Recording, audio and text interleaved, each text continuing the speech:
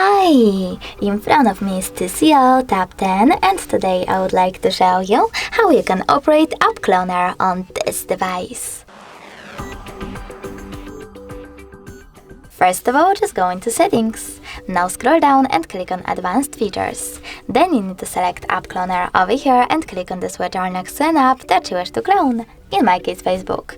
Then wait a bit and click on Home button. As you can see now, when I try to access Facebook app,